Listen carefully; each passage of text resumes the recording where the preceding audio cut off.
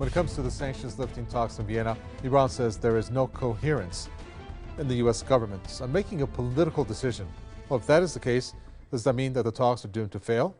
In this edition of the Spotlight, we will look at whether the U.S. lack of political unity, and also will, on going ahead with an agreement, may prevent a deal from happening. This, as Iran's President Ibrahim Raisi has said that the main obstacle in the way of talks in Vienna is the U.S. administration's pursuit of the failed policies of his predecessor. Let's find out the latest on the talks that are going on in Vienna. Our correspondent Homa Lesky joins us. Homa, at this point, a couple of days have passed, second day almost over. What has transpired in terms of any movement forward?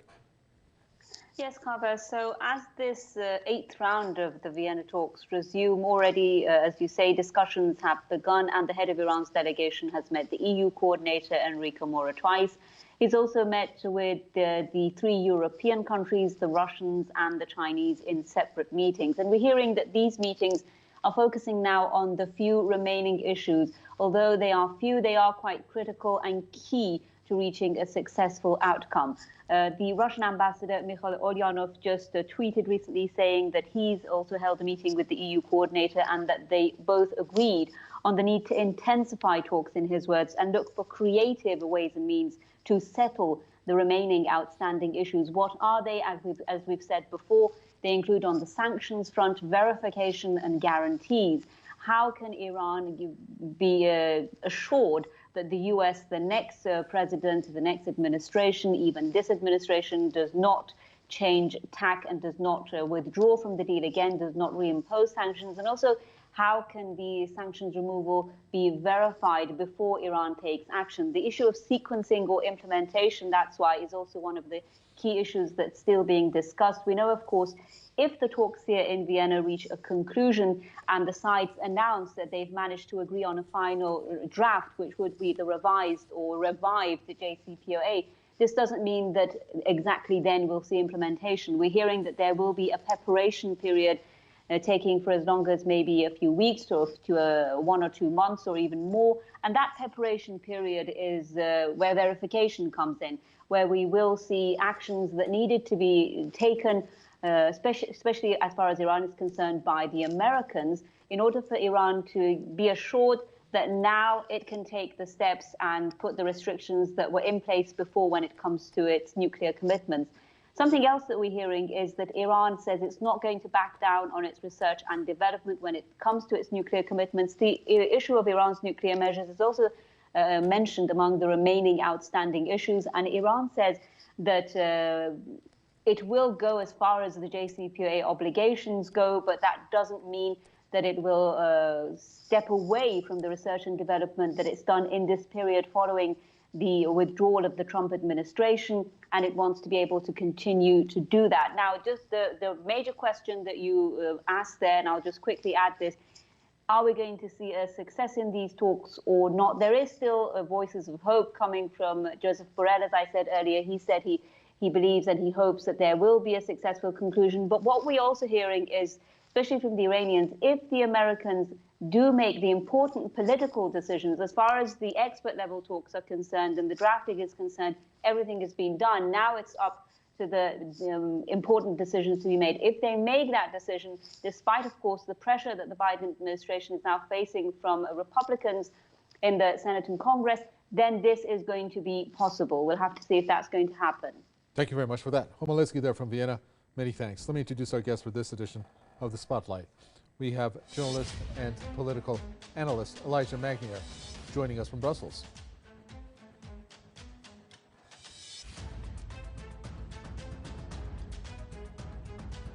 Also joining us, historian, political analyst and author Marcus Papadopoulos, who's joining us from London. Elijah Magnier, let me first start with you. Welcome. We're looking at these talks to have restarted on Tuesday, and at the same time we're seeing an uptick, an increase of noise, as one can call it, coming from the U.S. And I'm going to start with a couple Democrats, lawmaker Bob Menendez saying that he opposes the deal, and also him by joining the senior member of the Senate Foreign Relations Committee, Chuck Schumer, rejecting the proposition of this deal. Why do you think we're seeing that happen at this stage in the game, and what does that mean, really? Thank you for having me. Well, it means that President Biden, he has a domestic uncertainty over the nuclear deal. If there is a new nuclear deal on the table and not the re-implementation of the same deal. So in case it is exactly the same deal as signed in 2015, then there is no need to go back to the Congress and have the approval of the Senate. However, if there are changes within the deal, then there is a need of a Congress approval. The Senates are trying to warn Biden to say that unless you give us a deal and we're happy with it, then we're not going to approve it. However, we saw the letter forwarded today by the Republican that includes only 33 signatures. That means that the Republicans are still very low in number to be able to affect President Biden, who can disregard that request. Nonetheless, that proves that Iran has a right to ask for verification and to make sure that there is no new president that's going to take over in 2025 and again throw out the deal. This is what Iran has been negotiating due to the experience of Donald Trump, who did that in 2018. So it is up to the United States to prove that they can respect their signature and they can abide by their promises. Otherwise, there is no point in signing a deal with a country like the United States that hasn't sought out its internal cuisine first before going to Vienna and negotiate in the presence of Russia, China, and its European partners. Well, why didn't that happen, Marcus Papadopoulos? I'm sure Biden is aware of the lawmakers who are opposed to this. And the latest one, as our guest there, Elijah McNear, pointed out to, are the 33 U.S. Republican lawmakers led by Senator Ted Cruz, that they're going to thwart. Basically, they said they're going to thwart any agreement if the terms were not submitted to Congress for approval, and that they will do everything in their power to block this possible deal if it moves forward without them. That sounds like a lot of Republicans that are against this. So where to now? Well, it's a farcical state of affairs, and one which exemplifies how an American president is not truly in charge of the United States. And that is especially so when it comes to foreign policy making, because foreign policy making is ultimately decided by various machines within the American state, such as the military-industrial complex, special services, and lobby groups. But on the other hand, we have to view this in another light. Namely, there are bitter divisions on Capitol Hill.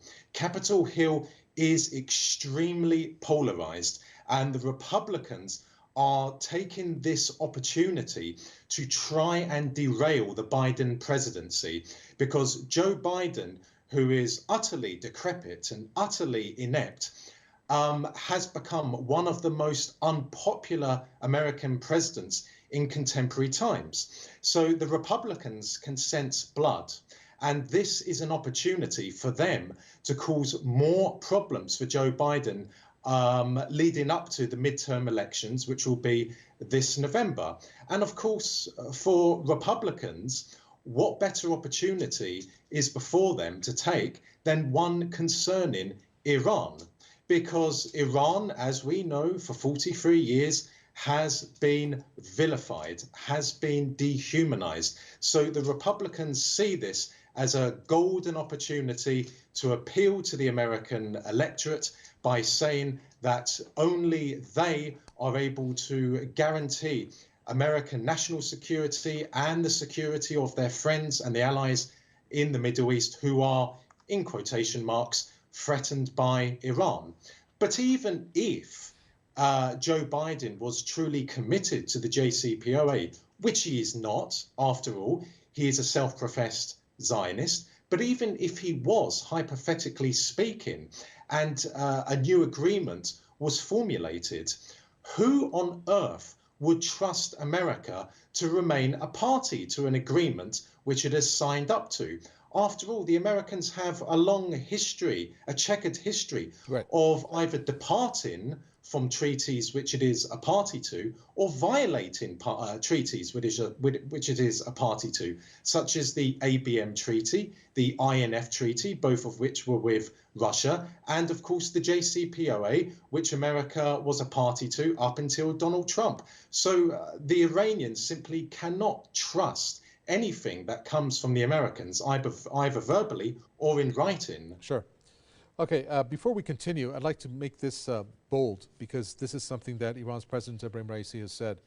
And this is just a general statement coming, viewpoint in Iran, not only from Iran's President Ebrahim Raisi, not only from the National Security Council, also coming from Iran's foreign minister, that the deal does not tie up Iran's economy. Iran's economy is not going to live or die by this deal. That's purely etched on the wall. The writing's on the wall there for that. But Elijah Magnier, I liked what Marcus Papadopoulos said when he said Republicans are smelling blood. At the same time, Iran is also smelling blood, and they are smelling blood in the respect where they know that there's got to be some steps taken, even if an agreement is reached, in order to see if this agreement actually works in reality. So you're looking at, for example, the verification process. Now tell us, even though Iran has the intention of doing that, and will do it, when you have this many lawmakers, for example, the majority on the Republican side, going against this, don't you think then that they are going to do what they can to prevent, in general, companies from doing business with Iran, even though Iran is going to go through with that verification, which ultimately kind of shows that this deal is not going to happen in reality? Well, I fully agree with every single word Marcus said. And what you are asking is a very good question and legitimate. We know, starting with Joe Biden, that he is not reliable, and he is so far committed to the sanctions imposed by Donald Trump. From the first beginning that he stepped in the White House, he kept these harsh sanctions on the Iranian population. The first obstacles, that he's not removing all sanctions, to tell Iran that I have a good faith and I really want to move forward with a deal. So the only thing that he needs to do is to remove the sanctions, not keep them, not wait several months before starting to talk about the nuclear deal, and then just allow it to expand for more months and continue the negotiation without respecting the minimum, that is, abide by a deal that is already written in 2015 and that took several years to be negotiated.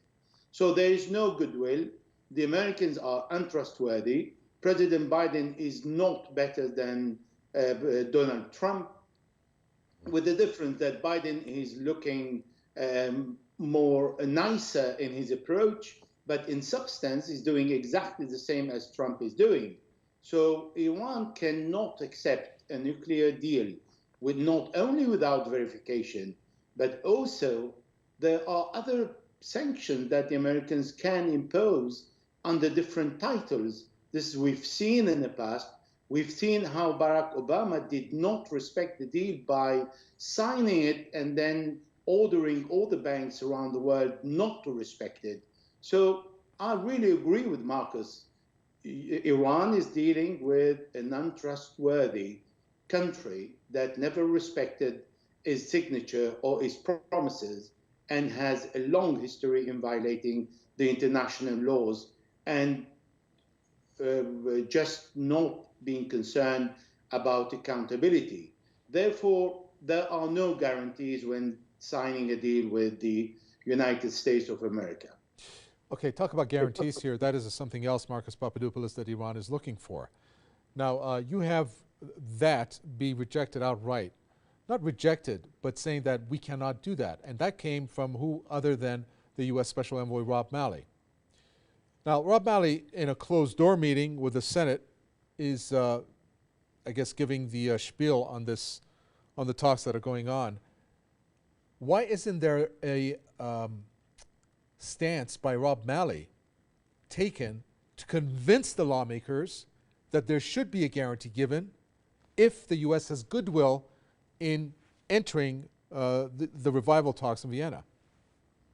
Well, ultimately, the aforementioned man is merely a voice box. He is merely the messenger from Washington, delivering in Vienna what Washington wants the Iranians and the other parties to know. So he holds no importance whatsoever.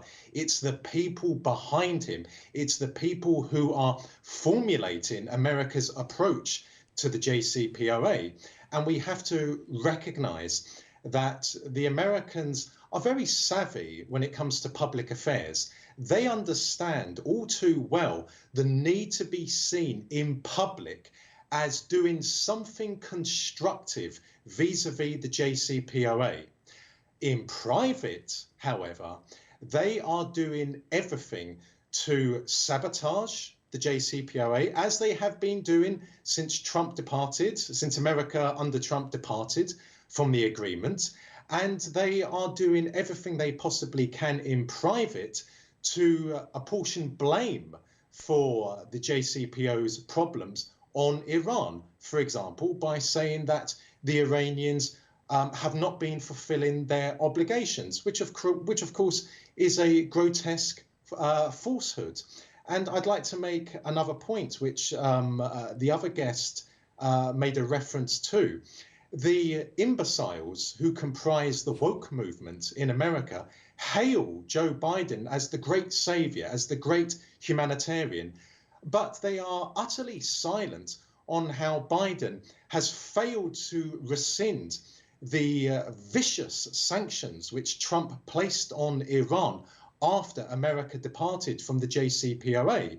Those sanctions do not so much hurt the Iranian economy. More so, they actually hurt ordinary Iranians. For example, they make it even more difficult for Iran to import hospital equipment and drugs for treating cancer patients in hospitals across Iran. So that is the true nature of Joe Biden. And that is but another reason why the Iranians are well within their rights to say they have no trust whatsoever in America, irrespective of who is sitting in the White House. Right. Well, you make some great points there. And Elijah Magnier, one of the things that is very is starkly somewhat different, and it's taken a very positive twist and moving in a positive direction, is how Iran's 13th administration, headed by Iran's President Ibrahim Raisi, is moving to enhance its relationship with regional countries. Saudi Arabia is part of that, the UAE, so forth and so on. So in that respect, the only entity left that perhaps says that Iran is going to work against it would be Israel. How can the U.S. prevent Israel from acting against Iran? Because that's one of the things, the reason I'm asking this is one of the things that Iran has actually requested, for it not to play a destructive role when it comes to the sanctions lifting talks and whatever provisions and agreements are made there. I don't think the U.S. is trying to prevent Israel from attacking Iran. I think the Israelis want the Americans to start a war against Iran so they can participate, because they don't have the means to attack Iran and they fear the consequences. I think who is defending Iran is Iran's advanced missile program and its capability and determination to impose deterrence on Israel and its allies that are spread in the Middle East. I don't think Iran relies on the Americans to stop Israel from attacking the Islamic Republic.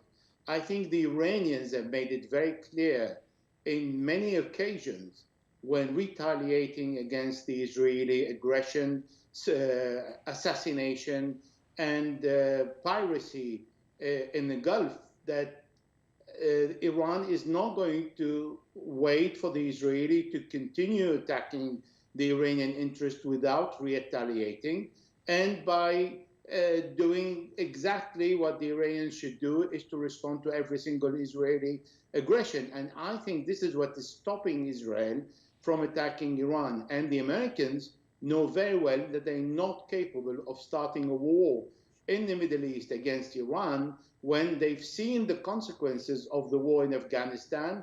The Americans replaced Taliban after 20 years with the Taliban.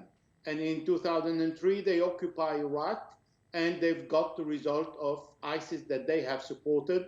In Syria, exactly the same. So all the wars they have started ended in disaster to the population of the Middle East, with no outcome or no interest or no positive result to the Americans. And they're not going to start a very destructive war against Iran, where everybody is going to hurt, mainly all the US bases spread in the Middle East. And I think President Raisi made it clear. He gave his hand to the countries in the Middle East, particularly Saudi Arabia, the Emirates, Bahrain, and all the rest.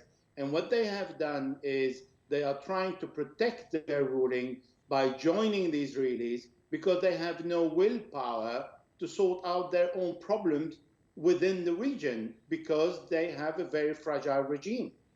Well, it's a work in progress, I should say. The way that Iran's president and his administration are interacting at this point with, for example, Saudi Arabia or the UAE or even Bahrain, if there's any channels that have been opened up there. But you know, we're quickly running out of time. You know, the thing with sanctions is obviously very high on the agenda here, and the removal of sanctions, Iran has requested that. But one thing that is not going to happen is the fact that we don't know what the future is going to bring. Iran has said that sanctions have to be such that they are not going to be reimposed under other pretexts like human rights or designations, so forth and so on. This is part of that unknown going into if there's going to be any revival to happen here from these talks. So what can then either side do in order to move forward here based on that? Marcus Papadopoulos. Well, I agree with you. It is an unknown. I would add a dangerously unknown.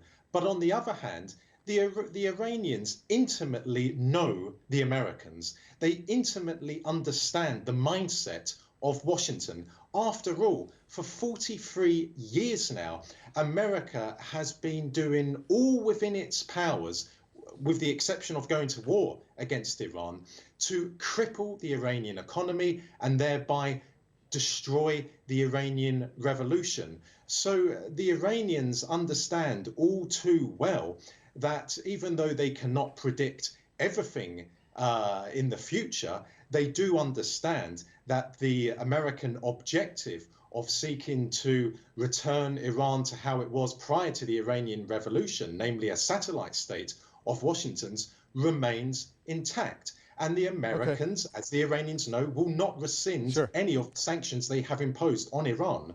Thank you very much for that. Unfortunately, we're fresh out of time. Marcus Papadopoulos there, historian, political analyst, and author. Thank you. And Elijah Magnier, thank you so much. From Brussels, journalist and political analyst. And with that, we come to an end for this edition of The Spotlight. From Mika Vitahwe, entire team, is goodbye until next time.